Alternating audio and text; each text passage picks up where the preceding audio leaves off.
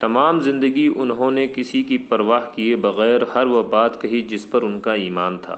اس لیے کچھ لوگ انہیں بہت پسند کرتے تھے تو کچھ ناپسند، لیکن اس کے باوجود وہ اپنی پیروی میں پختہ رہے۔ حال میں وفات ہوئے معروف اسلام کے عالم مولانا وحید الدین خان کے بیٹے ظفر الاسلام خان نے اپنے والد کو یاد کرتے ہوئے بتایا، مولانا وحید الدین خان کا 97 برس کی عمر میں کورونا کی وجہ سے بدھ کے روز انتقال ہو گیا۔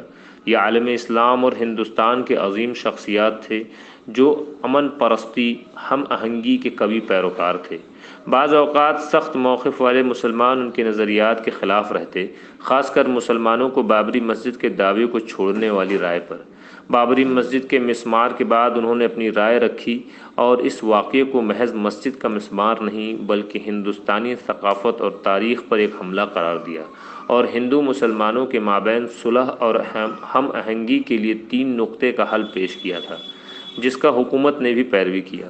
انہوں نے ان امن پرست اعمال کے سبب نریندر مودی حکومت نے پدم وبھوشن اعزاز سے نوازا تھا، اور ان کی وفات پر وزیر اعظم نے ٹویٹ کے ذریعے خراج عقیدت پیش کیا۔